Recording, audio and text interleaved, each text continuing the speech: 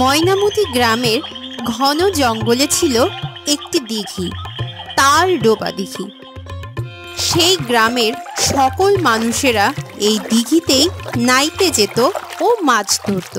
কিন্তু তাজ্জব বিষয় হলো, এই দিঘিতে কেউ একা একা যেতে পারত না। যদি কেউ একা যায়, সে আর ফিরে আসে না। একদিন এক জেলে গভীর রাতে এই তালডোবা দিঘিতে যায় মাছ ধরতে। হ্যাঁ গো গিন্নি, কোথায় তুমি? শুনছো?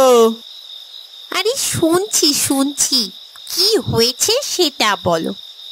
এই এত রাতে তুমি জাল নিয়ে চললে কোথায় গো? হ্যাঁ, মাছ ধরতে গো গিন্নি, মাছ ধরতে। আজ সকালবেলা দেখিলাম ওই তালডোবা দিঘিতে অনেক মাছ লাফালাফি করতেছে। তাই ভাবলুম আজ রাতে যাব জাল নিয়ে মাছ ধরতে।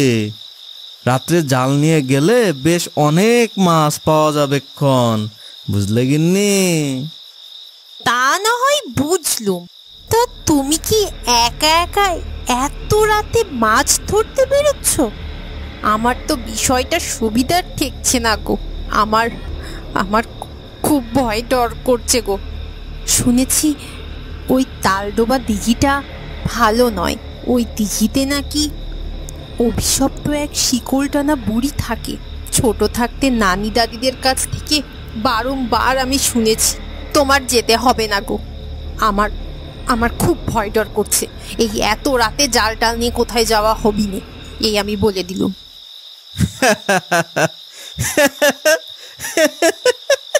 কি যে বলো তুমি! কবেকার ছোটবেলার কাহিনী, তাই নিয়ে তুমি মাথা ঘামাচ্ছ? এসব গুজব কথা গো গিন্নি, এইসব কথায় কান দিও না তো। দূর। ঠিক আছে, তুমি যেহেতু বলছো, তাহলে তাই গুজব সব। যাই, অনেক কথা হলো গিন্নি, এবার আমি যাই। কি গো, যাই আমি? কিন্তু সাবধানে যেও গো বাপু, দিনকাল সুবিধের নয়। এই বলে জেলে রওনা হলো তালডোবা দিঘিতে মাছ ধরতে। জেলের দিঘিতে যেই এক পা রাখলো, তখনই পানিতে কেমন যেন বুদবুদ করে উঠল। সাথে এক বিকট শব্দ হলো। শব্দটা শুনে জেলের গাটা কেমন শিউরে উঠল। কি ব্যাপার? দিঘিতে পা দিলুম, আর সাথে সাথে এমন বিকট শব্দ হলো কেন? জেলে আশেপাশে তাকিয়ে দেখে পানিতে একটা তাল ভাসছে। ও, এটা তো দেখি তাল। তাহলে সেই বিকট শব্দটা তাল পড়ার শব্দ ছিল। আমি শুধু শুধু ভয় পাচ্ছিলুম। যাই, এবার আমি যাই, জাল ফেলি, দেখি মাছ আসে কি নাকি। জেলে প্রথম জালটা যেই ফেললো, অনেকগুলো মাছ সেই জালে ধরা পড়ল। বাহ বাহ, সাবাস সাবাস জেলে, প্রথম জালেই তো বেশ মাছ ধরা পড়িছে। দেখি আরেকবার জালটা ফেলি, দেখি আর মাছ আসে নাকি। জেলে দ্বিতীয়বার যেই জালটা ফেললো, সেই জালের কিছুটা অংশ জুড়ে আবারও কেমন বুদবুদ করে উঠল। বুদবুদটা দেখে জেলের শরীরটা কেমন যেন হিম হয়ে আসলো। আরে, এটা বুদবুদ আসে কইতে?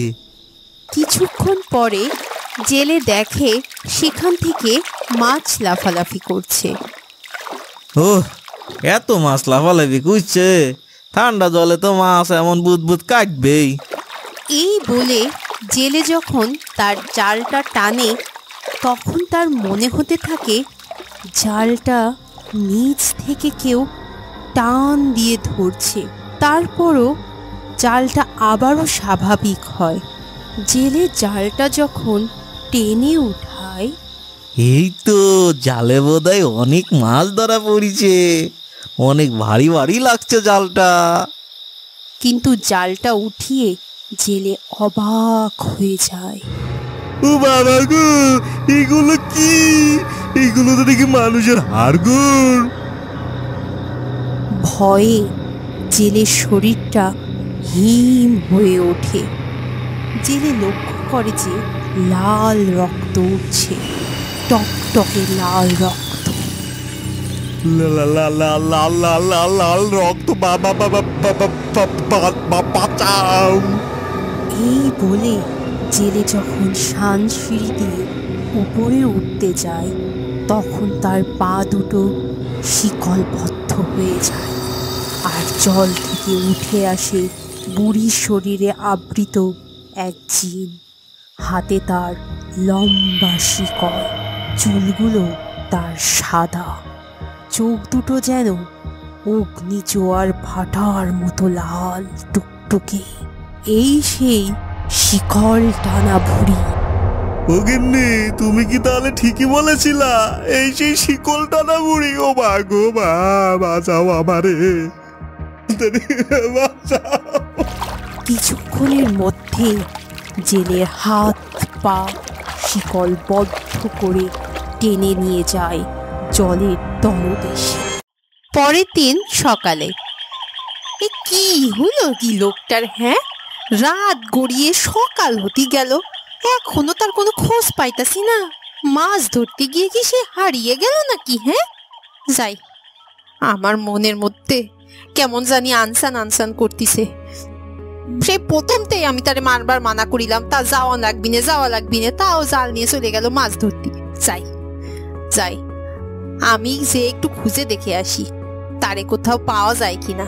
কোথায় পইরে পইরে আবার নাক ডেকে ঘুমাচ্ছে তা কে জানে। যেখানে সেখানে তার তো আবার ঘুমোনোর অভ্যাস।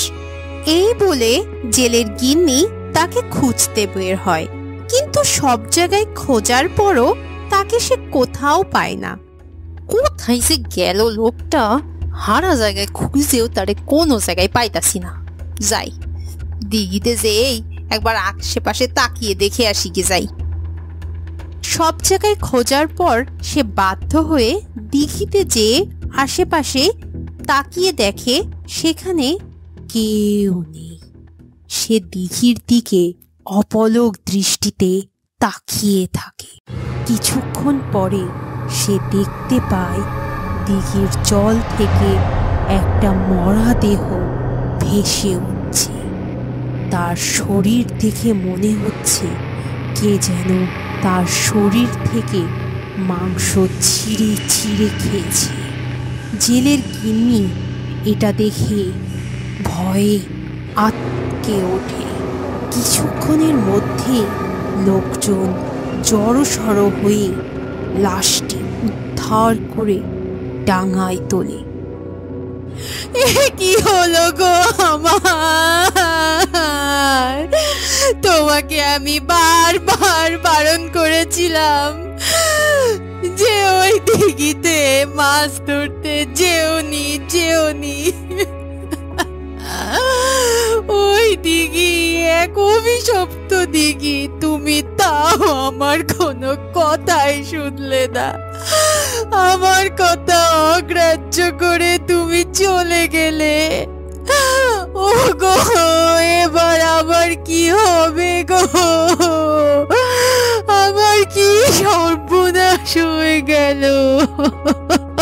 এভাবে দুপুর গড়িয়ে সন্ধ্যা হয়ে গেল। জেলের শেষ কার্য সমাপ্ত হলো। সন্ধ্যার সময় পল্টু ও মিনির মা তাদের সাথে কথা বলছে। এই, তোরা দুজন কান খুলে শুনে রাখ, আর যদি ওই নদীর ঘাটে একা একা স্নান করতে যাস তাহলে তোদের খবর আছে। তোদের দুজনের পিঠ আমি ঘা দিয়ে ভাঙবো। বলে দিলুম, আমার কথার যেন কোনো নড়চড় না হয়। পল্টু, মিনি, মনে থাকবে তো? না মা, আমরা একা একা কোথাও নামবো না। পরের দিন দুপুরে পল্টু ও মিনির বাবা তাদেরকে নিয়ে যায় দিঘিতে তাদের গাভীকে স্নান করাতে। উফ, খুব লাগলো। বাবা দেখো না, কে যেন আমার পাটা মনে হচ্ছে ধরে টান দিল। ও তোর ভাই হবে, পানিতে ডুবে বাদরামো করছে। না বাবা, ওটা ভাই নয়, ভাই তো আমার সামনেই ছিল। ও ও তো এখনো ডুব দেয়নি বাবা।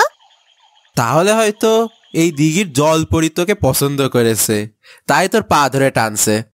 এই বলে মিনির বাবা মিনির সাথে মজা করছে আর হাসছে। হয়তোবা কোনো বড় মাছ তোর পায়ের উপর দিয়ে চলে গেছে, তাই তোর এমন মনে হচ্ছে। মিনির বাবা তার সাথে ঠাট্টা তামাশা করতে করতে মিনি হঠাৎ করে জলে ডুব দিল। ডুবটা স্বাভাবিক মনে হলেও এটা কোনো স্বাভাবিক ডুব ছিল না। 10-12 মিনিট পার হয়ে গেলেও মিনি এখনো আর উঠে আসলো না। মিনির বাবার মাথাটা চক্কর দিয়ে উঠল। সাথে সাথে মিনির বাবাও ডুব দিল সেই ধার ডোবা দিঘিতে। মিনি, মা আমার, কোথায় তুই? ফিরে আয় মা, আমার কাছে আয়, এমন মজা করিস না মা। মিনি। এই বলেই মিনির বাবা 5-6 বার জলে ডুব দিয়ে দেখে, কিন্তু মিনিকে সে কোথাও খুঁজে পায় না। পরে একটা জাল নিয়ে এসে জাল ফেলে সবাই মিলে মিনিকে খোঁজে, কিন্তু কোথাও মিনিকে খুঁজে পাওয়া যায় না। খুঁজতে খুঁজতে সন্ধ্যা হয়ে যায়, কিন্তু হতাশা ছাড়া আর কিছুই রইল না। মিনির বাবা ও পল্টু বাড়ি মুখো যেই রওনা দিবে, হঠাৎ তারা শুনতে পায় দিঘিতে ঝন করে একটা আওয়াজ। পিছন ফিরে তাকিয়ে দেখে লাল ভাটার মতো অগ্নিপিণ্ড চোখ, সাদা চুল, জীর্ণে আবৃত সেই শরীর, সেই শিকল টানা বুড়ি মিনির দেহ কোলে করে নিয়ে আসছে। শিকল টানা বুড়ির কড়কড় আওয়াজ যেন গোটা জঙ্গলকে কাঁপিয়ে দিচ্ছে। এটা এটা কি দেখছি আমি? আমি কি সত্যি দেখছি পল্টু? ওই ওই বুড়ির হাতে কি আমাদের মিনি? মিনি, মা আমার, মিনি। মিনি, মা আমার, কি হলো মিনি? মিনি, কি হলো মিনি তোর? মিনি, মা আমার, মিনি।